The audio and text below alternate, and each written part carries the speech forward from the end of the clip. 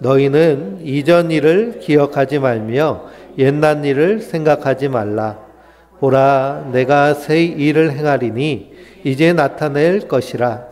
너희는 그것을 알지 못하겠느냐? 반드시 내가 광야의 길을 사막의 강을 내리니 장차 들짐승 곧 승냥이와 타조도 나를 존중할 것은 내가 광야의 물을 사막의 강물을 내어 내 백성 내가 택한 자에게 마시게 할 것임이니라. 이 백성은 내가 나를 위하여 지었나니 나를 찬송하게 하려 함이니라. 그러나 야곱아, 너는 나를 부르지 아니하였고 이스라엘아, 너는 나를 괴롭게 여겼으며 내 번제의 양을 내게로 가져오지 아니하였고 내 제물로 나를 공경하지 아니하였느니라. 나는 제물로 말미암아 너를 수고롭게 하지 아니하였고 유향으로 말미암아 너를 괴롭게 하지 아니하였거늘 너는 나를 위하여 돈으로 향품을 사지 아니하며 희생의 기름으로 나를 흡족하게 하지 아니하고 내 죄짐으로 나를 수고롭게 하며 내 죄악으로 나를 괴롭게 하였느니라. 나 곧 나는 나를 위하여 내 허물을 조말하는 자니 내 죄를 기억하지 아니하리라. 아멘. 할렐루야. 하나님께서 주시는 은혜와 평강이 우리 성도님들 위해 늘 충만하시기를 주님의 이름으로 축원드립니다. 우리 긍정적 내면 소통의 주제를 가지고 오늘 용서란 말씀으로 함께 은혜를 나누도록 하겠습니다. 우리 성도님들은 한 주간 동안 감사하면서 사셨나요? 잠자기 전에 5가지의 감사의 제목을 가지고 감사하며 잠자리에 들으셨나요? 예, 우리가 그것을 습관화하지 않으면 참 하기가 힘듭니다. 우리가 3개월만 잠자리에 들기 전에 감사의 내용들을 가지고 감사하며 5개 그리고 잠자리에 들면 우리의 뇌는 감사하는 뇌로 바뀌게 됩니다. 그래서 우리가 유튜브에서 뭐 특별한 주제를 가지고 보면 계속 알고리즘이 그것을 꺼내와가지고 이거 보세요 하는 것처럼 이렇게 나오는 모델 샘플이 우리의 뇌를 샘플로 해서 만든 거라고 말씀드렸죠. 우리가 감사하기 시작하면 우리 뇌에서는 자동적으로 능동적으로 추론해서 뭘 끄집어낼까요? 감사를 끄집어내고 감사하게 만들어서 그것으로 더 충만하게 만듭니다. 근데 그게 참 잘 되지 않아요. 대부분 좋은 생각, 감사하는 생각, 그리고 기쁜 생각, 행복한 생각, 이런 생각들이 나오나요? 안 그러면 부정적인, 비판적인, 불만족스러운, 그리고 염려와 걱정이 먼저 나오나요? 대부분 부정적인 것이 먼저 나옵니다. 자녀에 대한 생각하면 긍정적인 게 먼저 나올까요? 안 그러면 염려, 걱정, 불안, 초조 이런 게 먼저 나올까요? 네, 그런 게 먼저 나옵니다. 그렇다는 것은 내 뇌에서 일어나는 이 내면의 소통이 긍정적이라는 걸까요? 부정적이라는 걸까요? 부정적이라는 거예요. 그 왜 우리는 끊임없이 부정적인 것을 내면 소통하고 있을까요? 그것은 이 세상의 모든 소리들이, 우리에게 오는 모든 말들이, 이야기들이 우리에게 암시와 영향을 주고 때로는 세뇌까지 이르게 하는데 그런 내용들이 사실은 다 부정적인 것이기 때문입니다. 어렸을 때, 까난 아이 때, 이제 말을 배우기 시작할 때 엄마가 제일 많이 하는 말은 어떤 말일까요? 안 돼라는 말이에요. 안 돼. 떼치, 지지, 위험해, 큰일 나. 그러면서 부정적인 것부터 먼저 가르칩니다. 특히 한국 사회는 더하죠. 아이를 보호하겠다는 강렬한 그 보호 심리가 결국엔 아이를 부정적인 아이로 만듭니다. 어렸을 때부터 이렇게 성장해 왔기 때문에요. 우리 뇌는 끊임없이 내면 안에서 어떤 것이 소통이 될까요? 부정적인 것이 소통이 돼요. 그러다 보니 자기에 대해서도 부정하게 되고 타인에 대해서도 부정적인 것으로 가득하게 됩니다. 이런 상태에서 아무리 감사해도 나올까요? 안 나올까요? 정말 뼈를 깎고, 예? 그리고 그냥 죽음의 결단을 하고 하지 않는 이상은 자연스럽게 나오지 않습니다.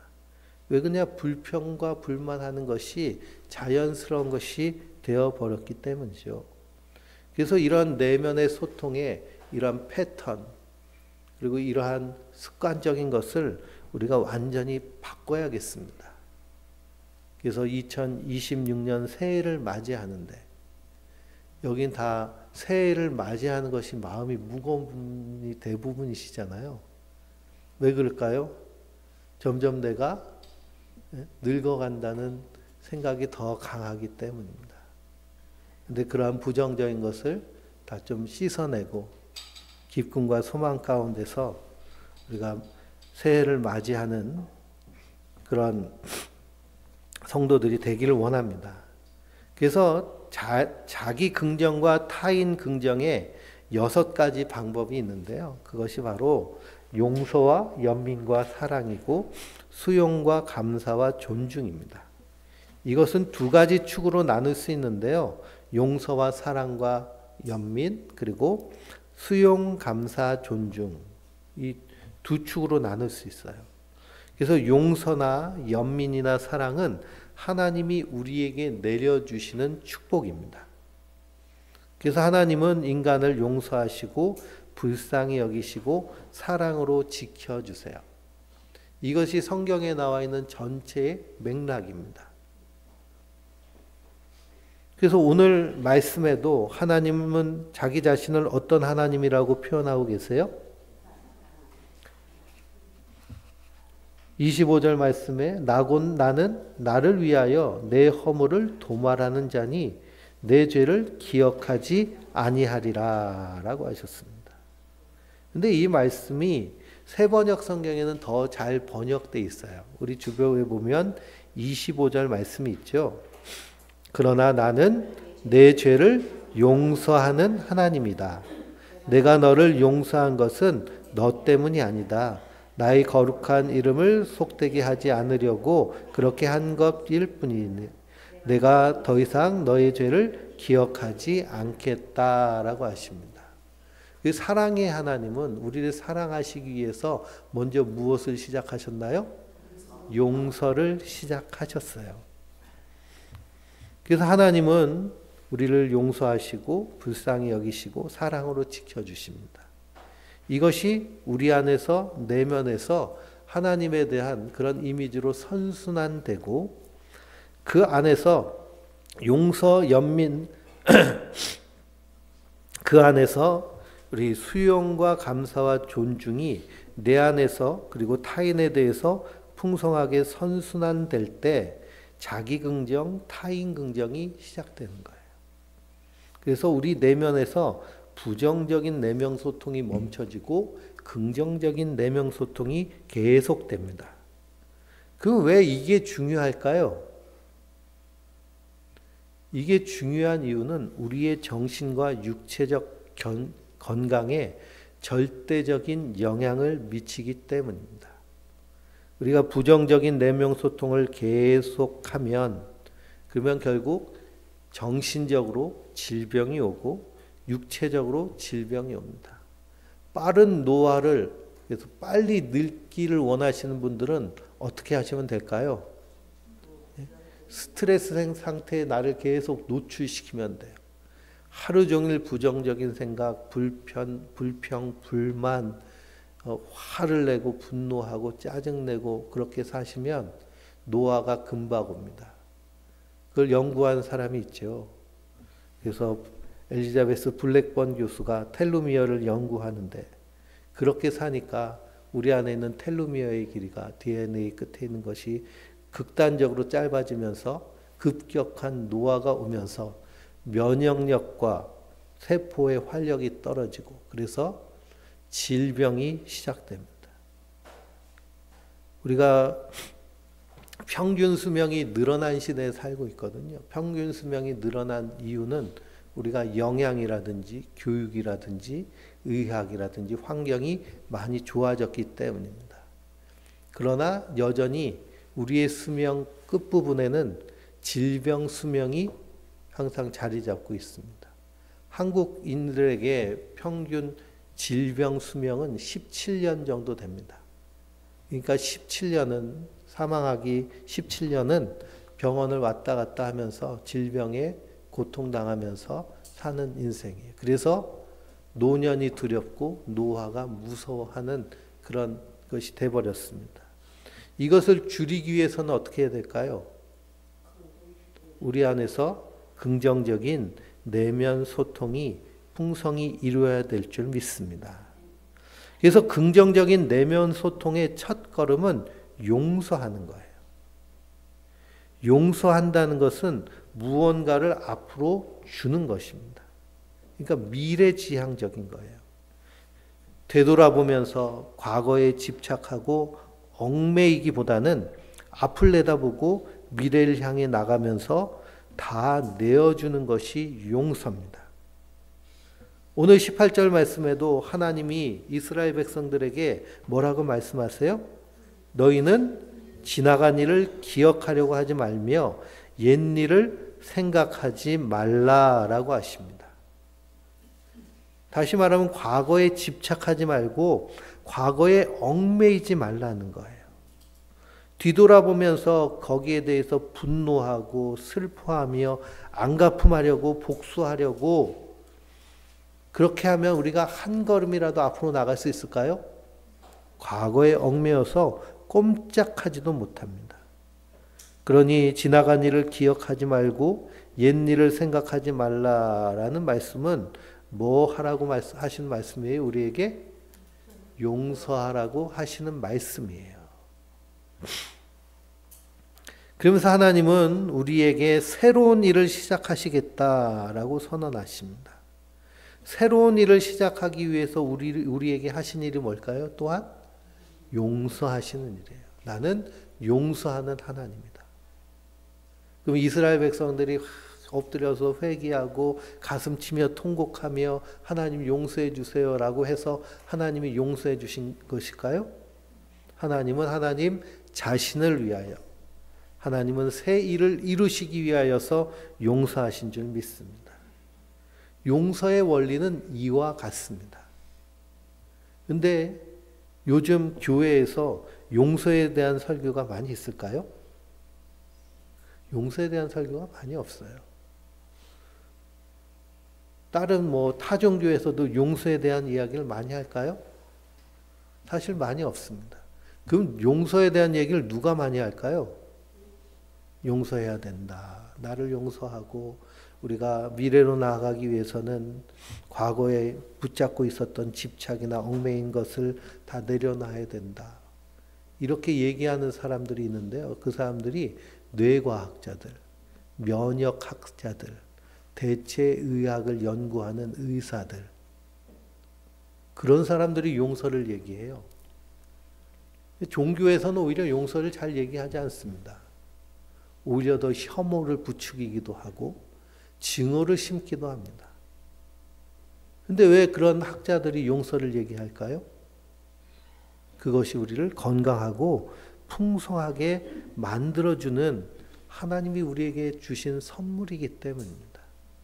근데 우리 그리스도인은 선물을 넘어서 그것을 우리에게 명령까지 하셨다는 것을 우리가 깊이 생각할 수 있습니다.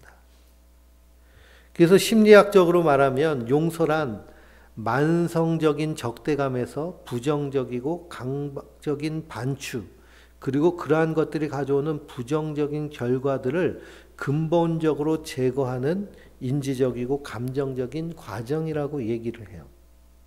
그러니까 우리가 용서하지 않으면 우리 안에서 만성적으로 뭐가 있을까요? 적대감과 부정적이고 강박적인 반추, 계속 곱씹는 거예요, 그것을. 내 안에 그런 일이 자꾸 일어나고 있다. 그러면 내 안에 뭐가 많다는 거예요? 용서해야 될 것이 많다는 겁니다. 그것이 많으면 많을수록 우리의 심리 상태는, 정신 건강은 더 해로울 뿐만 아니라 우리의 육체에도 심각한 질병으로 올 수 있다는 것을 의미해요. 그래서 용서의 핵심은 그저 다 괜찮아, 내가 용서했어, 과거의 것에 대해서 어떤 의미를 부여하고 새로운 이야기를 만들어내는 것이 아닙니다. 그보다는 항상 지금 여기에 나 자신을 던져 넣는 것이 용서입니다. 과거에 집착하지 않고 지금 여기 현재에 집중하고 지금을 살아가는 거예요. 증오나 복수심은 반대로 더 이상 존재하지 않는 과거의 일에 매달리고 거기에 나 자신을 던져 넣는 겁니다. 지금을 산다라는 개념이 좀 생소하실 수 있어요. 근데 지금을 산다라는 것의 반대를 생각하면 난 지금 현재를 살고 있는가? 좀 잘 알아차릴 수 있습니다. 그러니 증오나 복수심, 과거의 일에 매달리고 거기에 붙잡혀 있으면 지금 현재를 누릴 수 없어요. 그래서 제가 가끔 예로 드는 예화가 있는데요. 어떤 지방에서 목사님들, 사모님들이 이 성지순례를 가면서 스위스를 들렸어요. 스위스를 들리면 스위스의 최고봉 중에 하나가 융프라우인데, 융프라우에는 만년설이, 지금은 녹았다고 그러는데요. 만년설이 항상 있어서 거길 케이블카를 타고 올라가서 보면 아주 그냥 절경, 세상에 이런 풍경이 없을 정도로 멋진 풍경이 펼쳐집니다. 근데 한 사모님이 그 융플라우에 올라가셨어요. 올라가는데 스위스가 물가가 엄청나게 비싸거든요. 그래서 여기 그 케이블카 타고 올라가는데도 상당히 많이 듭니다. 비싼 값을 치르고 올라가서 융플라우를 탁 바라보는데 갑자기 옛날에 나를 힘들게 했던 교인 얼굴이 떠오르는 거예요. 그 얼굴이 그 바위랑 비슷하게 생겼나 봐요. 그래가는 기분이 싹 잡혀가지고요. 예? 거기서 올라가서 그 경관도 제대로 보지 못하고 그냥 침울해서 내려왔다는 얘기가 있습니다. 그건 저희가 인천에서 목회할 때 실제로 그 사모님한테 들은 얘기인데요. 그러니까 어떻게 하고 있다는 거예요? 과거에 얽매여서 지금을 누리지 못하는 거예요. 삶의 지평을 멀리 내다보고 나를 얽매이는 모든 것을 놓아버리고 자유롭게 지금 여기에 존재해야 되는 것이 우리의 인생인데 그러지 못하는 거예요. 과거에 붙잡혀서. 그래서 이것을 내려놓고 지금을 살게 하는 것이 뭘까요? 용서하는 거예요. 분노를 지닌 채 살아가는 삶은 괴롭죠. 많은 사람이 스스로 지닌 증오심, 복수심 때문에 괴로워합니다. 그리고 이것은 괴로움으로 끝나는 것이 아니라 나를 아프게 하고 병들게 하고 늙게 만들어요. 면역력을 엄청나게 떨어뜨려서 텔로미어 길이가 극단적으로 짧아지죠. 분노를 지니고 사는 것은 불을 가슴에 품고 사는 것과 마찬가지입니다. 그래서 그 분노는 나의 속을 태워버려요. 그래서 이걸 무슨 병이라고 얘기해요? 화병이라고 그러잖아요. 화병. 가슴을 탁탁 치면서 죽겠다고. 예? 화가 war랐던 치기라도 해야겠죠. 그렇죠? 화병은 용서하지 못하고 타인의 잘못에 집착하는 사람들에게 찾아오는 병입니다. 그래서 분노를 품고 살아가는 것은, 잘못은 누가 했어요? 화병은 누구 때문에 걸려요? 네?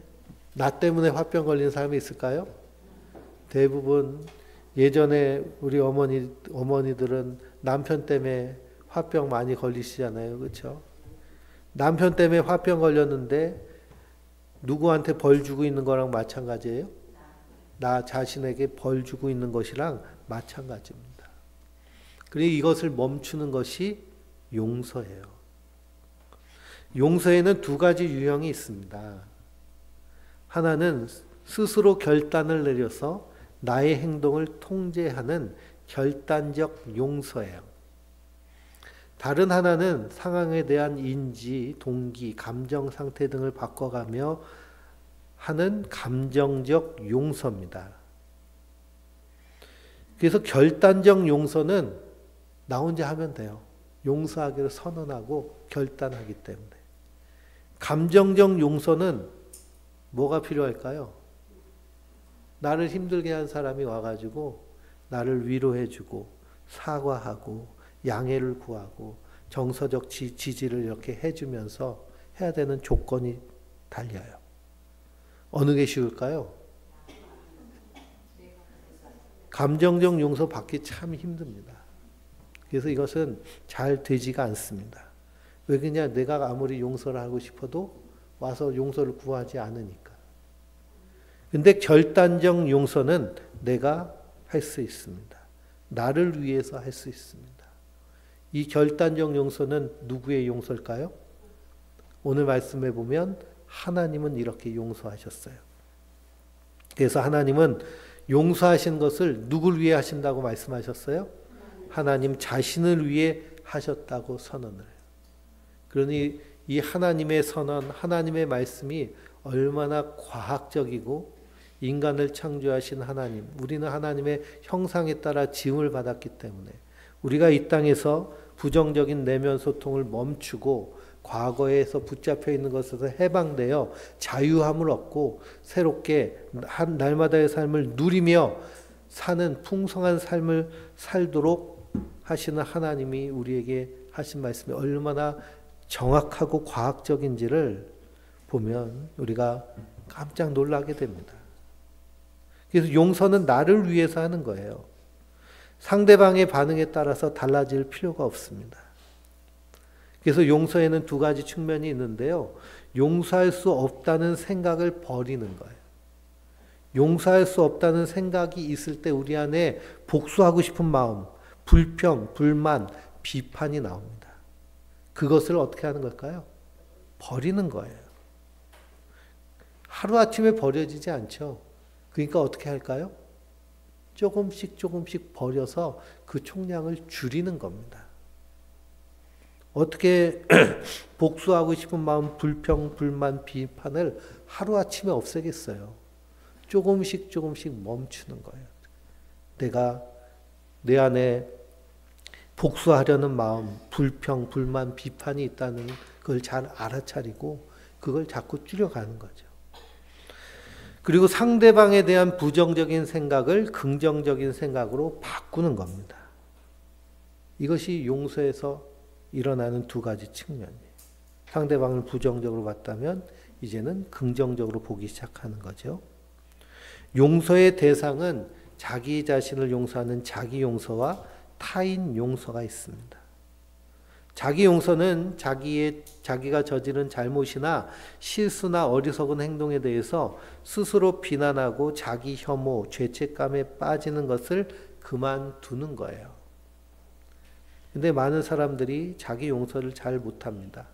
스스로 비난하고 자기를 혐오하고 죄책감에 빠지는 거예요. 그러니 자기 자신을 볼 때 괴롭고 그 안에서 존재감이나 자존감이라는 것은 형편없겠죠. 타인 용서란 다른 사람이 내게 끼친 해악에 대해 용서하고 너그러운 마음을 지니는 겁니다. 그래서 사회 심리학에서는 이 용서와 복수에 대해서 이렇게 연구를 하는데요. 사회 심리학에서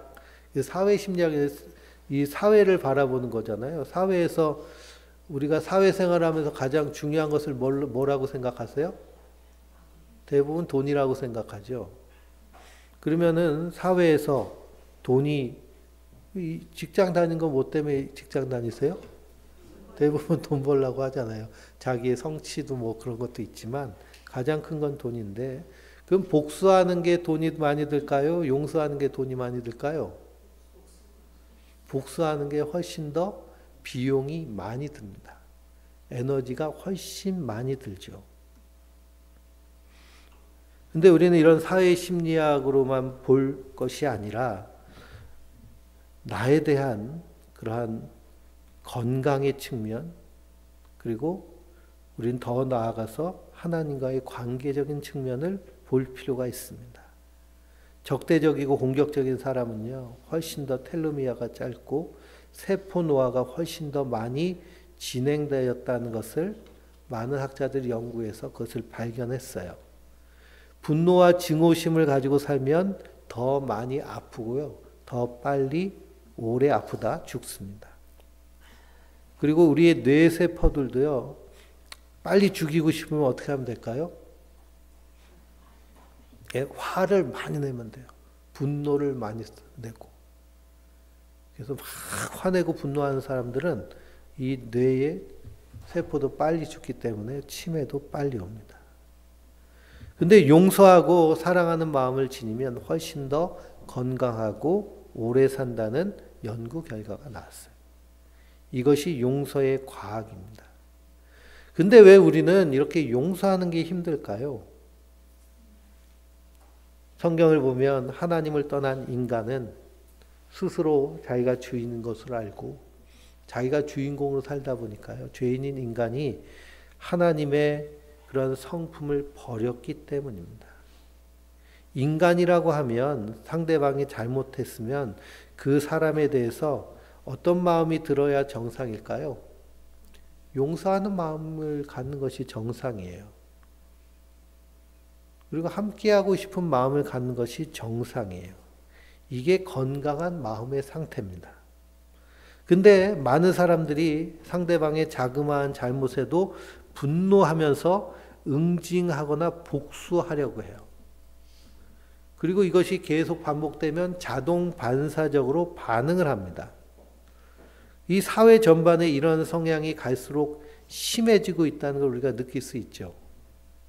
그래서 이렇게 심해지면 심해질수록 불안장애, 우울증 같은 정신질환 환자들이 차고 넘쳐납니다. 그리고 감정 조절 장애 환자들은 가장 보편적인 특징은 내가 나를 용서하지 못하고 따라서 남도 용서하지 못해요.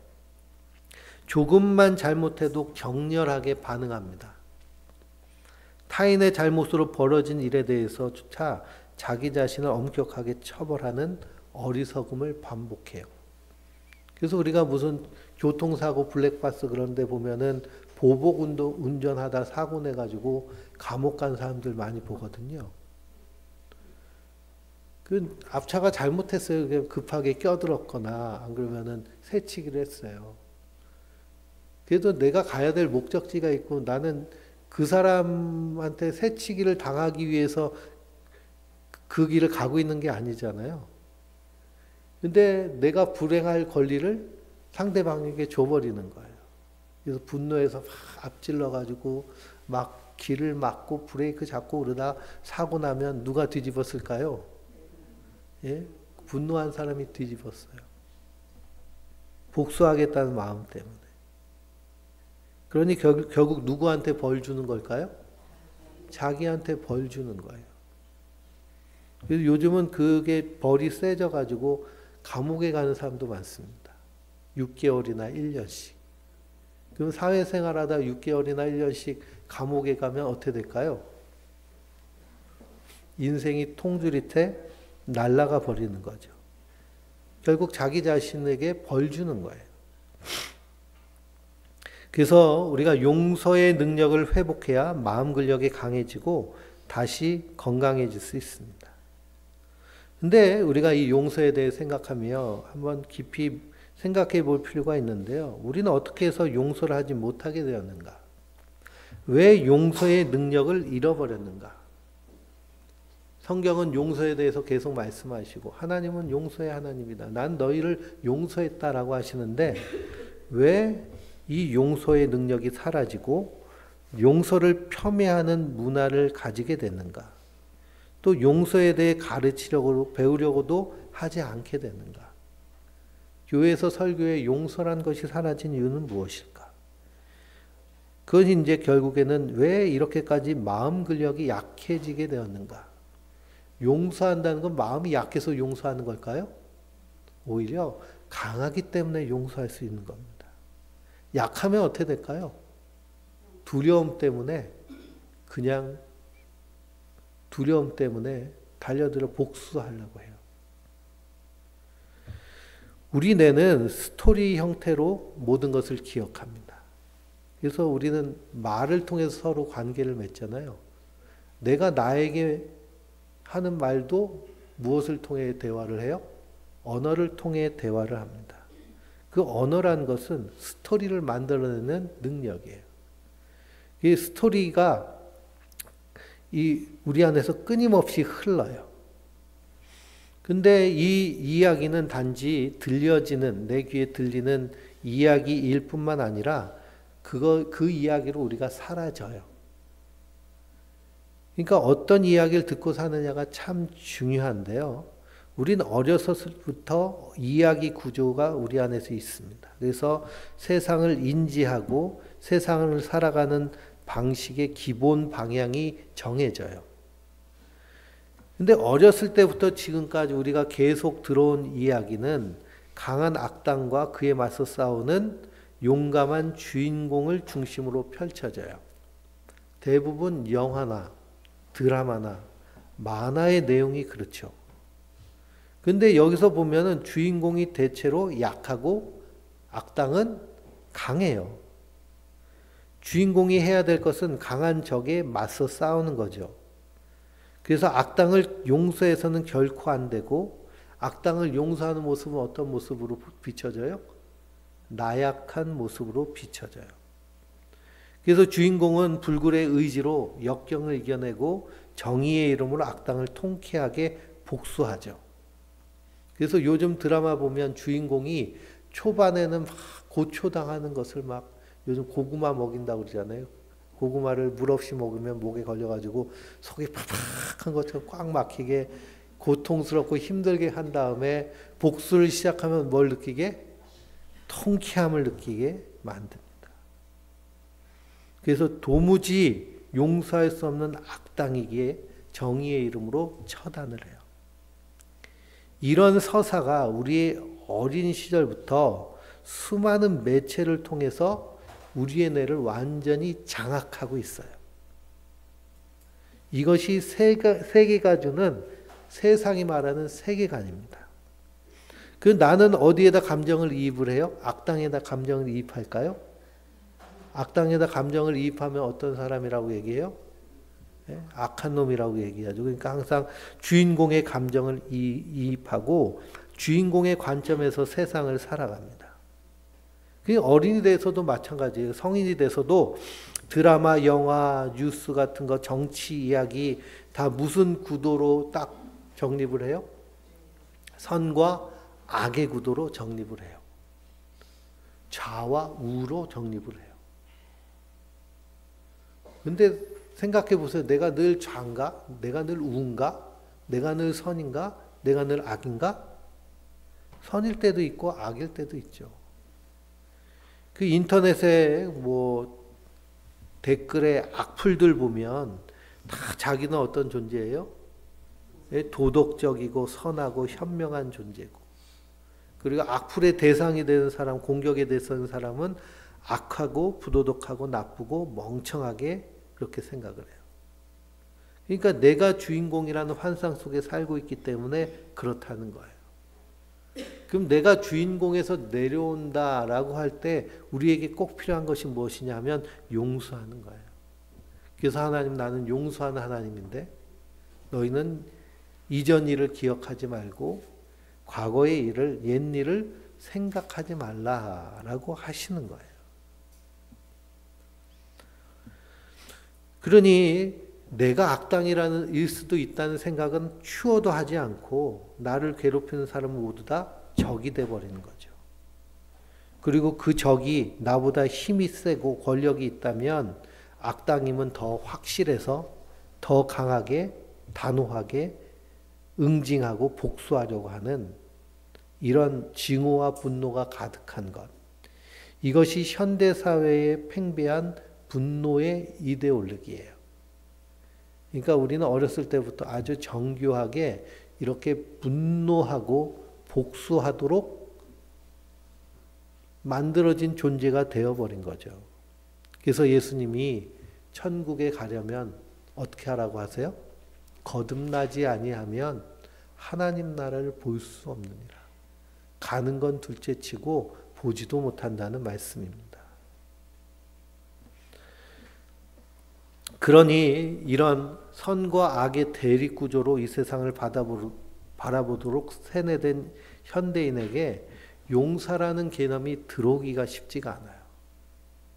그러니 마태복음의 산상수훈에 내 원수를 사랑하라 하는 그 말씀 보고 그냥 그 아주 내면의 부딪힘 때문에 고통받는 성도들이 많잖아요.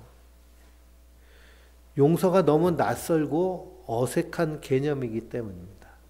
근데 복수하고 응징하고 처단한다라고 할 땐 그게 매우 익숙할 뿐 아니라 자연스럽기까지도 하죠. 특히 남성과 여성으로 볼 때 누가 더 이 복수의 성향이 더 강할까요?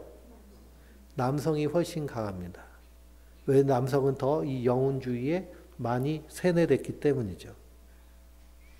그래서 이것을 미국의 대학 교수팀에서 연구를 했어요. 연구를 했는데 이 공감이라는 연구를 하면서 어떤 사람이 부당한 행위를 했을 때 거기에 대해서 공감하지 못하고 복수심이 더 들끓는 사람을 연구를 하고 그 뇌를 연구를 했거든요. 그랬더니 남성들이 훨씬 더 거기에 민감하게 반응을 하고 뇌 부위가 활성화되고 또 거기에 복수를 해가지고 더 큰 쾌감을 느끼게 되는 것을 연구를 했습니다. 그러니 우리의 쾌감하고도 연결이 되는 거예요. 복수라는 것이. 그러니까 더 복수가 달콤하게 여겨지지만 결국 나 자신을 어떻게 만드는 걸까요? 죽게 만드는 거예요. 그래서 공감하지 못하고 그리고 그 안에서 자유를 누리지 못하게 만듭니다. 그래서 실제로 남성과 여성 중에 평균 수명이 누가 더 길어요? 여성이 훨씬 길죠. 건강 수명도 여성이 훨씬 깁니다. 이런 공감 능력의 차이가 결국에는 면역력과 텔로미어의 건강에 직결적으로 연관이 있기 때문에 그래요.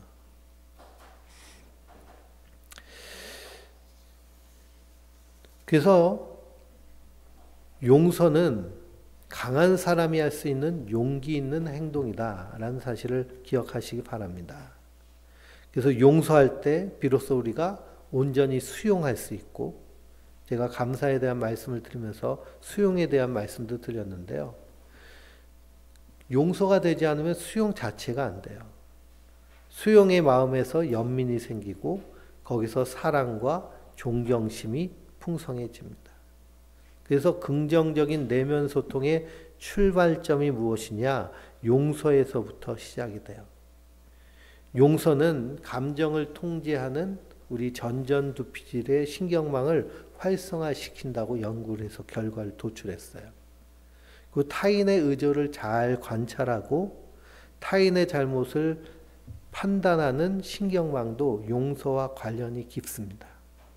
그러니까 우리가 복수심에 불타면 상대방에 대해서 계속 어떻게 할까요? 오해하게 돼요. 부정적인 생각이 가득 차 있으면 상대방이 나에게 선을 행하려고 해도 이것을 선으로 인식하지 못하고 적대하게 돼요. 그러면 나를 도와주는 사람을 오히려 공격하는 꼴이 되어버립니다. 복수하고 싶은 감정은요, 보상체계를 관할하는 변연계와 관련이 있어가지고요. 그래서 막 복수하면 도파민이 막 나와요. 그래서 막 뭔가 쾌감이 있는데 결국 그것으로 끝나는 거예요. 마약을 해서 하는 쾌감하고 똑같은 쾌감으로 끝나버립니다. 마약을 하면 우리가 건강해지나요? 마약을 하면 우리가 행복해지나요? 마약을 하면 관계가 풍성해지나요? 마약을 하면 자녀들이 다 건강하게 잘 성장하나요? 그렇지 않죠. 이 복수라는 것이 똑같은 의미를 가집니다. 그러면 우리가 어떻게 용서할 수 있을까? 하나님은 우리에게 용서하라고 말씀하고 계신데요. 그래서 용서는 화해의 시도가 아님을 우선은 깨달아야 돼요. 누군가를 용서하라는 것은 그 사람과 화해하고 그 사람과 관계를 맺으라는 얘기가 아니에요. 나를 옛날에 힘들게 한 사람을 내가 용서한다 그러면 그 사람과 가가지고 새로운 관계를 시작하라는 얘기가 아니란 거예요. 다시 잘 지내보자는 것이 아니고요. 그보다는 과거의 일을 떠내보내고 흘려보내는 거예요. 분노와 증오라는 집착에서 벗어나서 자유로워지는 거예요. 내 인생의 부정적 감정의 원인이 되는 특정한 사건이나 사람을 지워버리는 거예요. 그래서 용서는 상대방과 함께 둘이 하는 것이 아니라 나 혼자 하는 거예요. 오히려 상대방이 필요 없어요. 그래서 상대방을 부드럽고 따뜻한 마음으로 지워버리고 흘려버리는 거예요. 상대방을 폭력으로 파괴하려는 마음이 복수심이라면 따뜻하고 조용한 마음으로 지워버리는 것이 용서하는 거예요. 그래서 용서의 본질은 내가 나에게 진심으로 하는 이야기이고 일종의 내면 소통이 되는 거죠. 그럼 용서의 기본적인 방법은 무엇이냐? 내가 해악을 끼친 상대방을 마음속으로 떠올리는 거예요, 먼저는. 오늘 말씀에서 하나님은 이전 일을 생각하지 말고 옛 일을 기억하지 말라. 내가 새 일을 행하리라 라고 하시면서 21절부터 이스라엘 백성들이 한 일을 어떻게 하고 계세요? 떠올리고 계세요. 이스라엘 백성들이 한 일이 뭐예요? 하나님을 부르지 않았어요. 하나님을 괴롭게 생각했어요. 하나님께 예배하지도 않고, 그리고 또 그들이 죄의 짐으로 말미암아 이스라엘 백성들인데 죄져서 그들을 수고롭게 혼내야 되고 그들에게 감정을 쏟아야 되는 그런 하나님의 마음, 그래서 너희 죄악으로 나를 괴롭게 했다고 말씀하세요. 근데 하나님은 어떻게 하시겠다고 선언하세요? 용서하시겠다고 선언하세요. 기억하지 않겠다고 선언하세요. 이게 하나님의 용서의 방법이에요. 우리 인간은 하나님의 형상을 따라 만들었기 때문에 용서의 방법도 어떻게 해야 될까요? 하나님이 하신 것처럼 해야 돼요. 그렇지 하지 않으면 용서가 되지 않아요. 그래서 나에게 해악을 끼친 상대방을 마음속으로 떠올린 다음에 이렇게 얘기하는 거예요. 나는 당신을 용서한다. 당신의 해악은 이제 나를 더 이상 구속하지 않는다. 나는 그것에 의해서 더 이상 괴로워하지도 않는다. 나는 어떠한 증오심이나 복수심도 가지지 않는다. 나는 과거에 의해 구속되지 않는다. 나에게 늘 펼쳐지는 지금 여기가 더욱 중요하다. 나는 당신에게 어떠한 해악도 끼치지 않겠다. 나는 너를 용서한다. 하나님의 용서와 동일한 고백을 우리가 용서하면서 하는 거예요. 그 내용을 제가 10분간 하는 용서의 명상 가운데 담아놨습니다. 그러니 매일같이 해보시는 거예요. 그래서 누군가를 떠올린다는 것은 참 쉽지 않죠. 또 심각한 아픔을, 상처를 받은 사람은 누군가를 떠올릴 때 막 몸이 떨리고 식은땀이 나고 분노가 일어날 수도 있습니다. 그래서 우리가 호흡에 집중하며 들숨과 날숨에 집중하며 용서하는 명상을 하는 거예요. 타인을 용서하지 못하는 사람들은 대부분 자기 자신을 용서하지 못합니다. 자기 용서가 되지 않으면 타인 용서가 되지 않죠. 그래서 타인에 대한 정보 처리와 자기에 대한 정보 처리는 우리 뇌에서는 같은 신경망 안에서 동일하게 처리된다고 그래요. 그러니 타인에 대해서 부정적으로 딱 생각하는 사람은 나에 대해서도 부정적으로 생각하고 있다는 반증이에요. 타인에게 복수하고 싶어 하는 생각이 가득 차 있으면 그것은 나에게 복수하겠다는 반증이에요. 그래서 운전할 때 그게 제일 쉽죠. 우리가 많이 경험하는 거니까요. 이렇게 보복하겠다는 심리는 결국 나를 죽이고 싶어하는, 나를 망하게 하고 싶어하는 내 안에서의 그런 내면 소통입니다. 그래서 자기 자신에게 분노를 자주 느끼는 것은 가장 나쁜 습관이에요. 자기를 자책하고 자기를 욕하는 것. 결국 자기 자신을 스스로 파괴하는 일입니다. 근데 요즘 아이들의 그런 언어 표현을 보면 어떤 사소한 실수나 잘못에 대해서도 심각하게 자기를 이렇게 책망하고 자책하고 자기 자신을 학대하는, 자기 자신에 대해서 분노하는 모습들을 많이 보게 됩니다. 그러니 이것은 자기 몸과 마음을 건강을 해치는 직결되는 일이에요. 나를 용서하기 위해서는 커다란 용기가 필요한데요. 증오나 미움을 깔고 있으면 아무 일도 제대로 할 수 없습니다. 그래서 자기 용서를 위한 첫 번째 조건은 무엇이냐 하면 나의 잘못을 분명하게 인식하고 그에 대한 책임을 느끼는 거예요. 나의 부족함, 어리석음, 부도덕한 일들을 그대로 받아들이고 인정하는 거예요. 대부분의 사람들이 어떻게 할까요? 회피하거나 인정하지 않거나 핑계를 댑니다. 그러면 결코 자기 자신을 용서할 수가 없어요. 그래서 그것이 반복되면 부정적인 내면 소통은 끝나지 않습니다.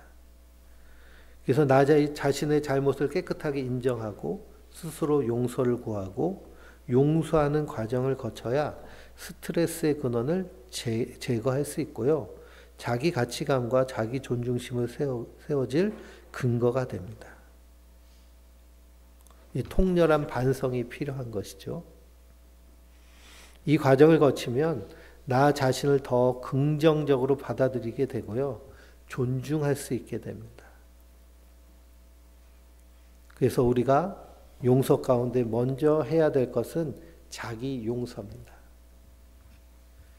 하나님의 용서가 바로 제가 말씀드린 이 용서의 내용 가운데 핵심과 같습니다. 그래서 하나님은 우리가 새로운 일을 시작하기를 원하세요.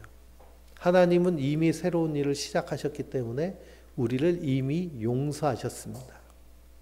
그래서 동에서 서쪽이 먼 것 같이 시편을 읽어보면 동쪽과 서쪽이 멀지 않아요. 동쪽과 서쪽이 바로 옆에 있는 것 같지만 동쪽에서 서쪽으로 가려면 어떻게 가야 될까요? 지구는 둥그니까 끊임없이 가야죠. 그렇게 먼 것처럼 너희 죄를 그렇게 멀리 두셨다는 거예요. 다시는 기억하지 않으시겠다고 선언하십니다. 그러니 우리 안에서 이 풍성함, 충만함을 가지고 우리 안에 있는 무거운 짐, 수고하고 무거운 짐진 자들아 다 내게로 오라. 내가 너희를 쉬게 하리라 라고 하셨는데요. 그 하나님의 풍성한 쉼을 우리의 삶 가운데 누리고 우리의 평생의 삶 가운데 우리의 마음에 긍정적인 내면 소통이 풍성하여져서 내 안에서 하나님의 충만한 사랑을 세상 가운데 잘 드러낼 수 있는 그런 하나님의 사람들 되시길 주님의 이름으로 축원드립니다.